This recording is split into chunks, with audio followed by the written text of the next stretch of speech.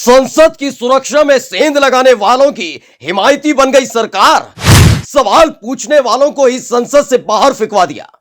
BJP सांसद पर मोदी लुटाते रहे दुलार। जिस सांसद के पास पर संसद के अंदर दाखिल हुए थे लड़के, 15 सांसदों को कर दिया निलंबित। तानाशाही पर उतर आए मोदी और शाह। इस्तीफा मांगने पर सांसदों के खिलाफ कर दी कार्रवाई।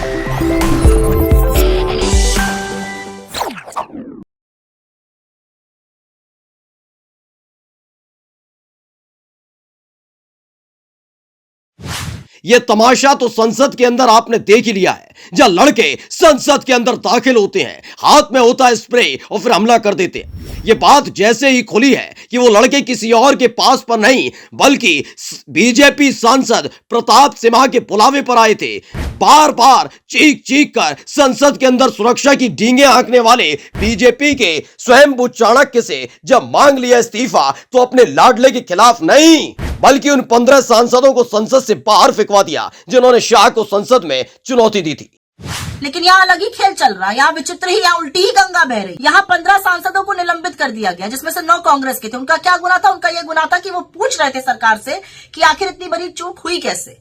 सोचिए, मोदी और शाह को अपने खिलाफ उठती हुई आवाजें कितनी बुरी लगती हैं। जिन 15 सांसदों को संसद से निलंबित किया गया है, उसमें से एक सांसद वो भी है जो तमिलनाडु से आते हैं। वो सदन के अंदर ही नहीं बल्कि दिल्ली में ही मौजूद नहीं थे। एक बेचारे सांसद महोदय तमिलनाडु से हैं, वो सदन में तो छोड़ दीजिए, नई दिल्ली में भी नहीं थे, उनका भी निलंबन कर दिया गया। मतलब किस बुद्धि के ये लोग हैं, ये यही बता सकते हैं।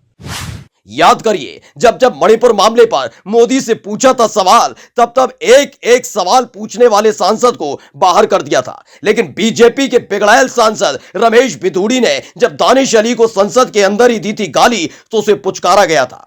ऐसा ही महुआ मोइत्रा के खिलाफ हुआ।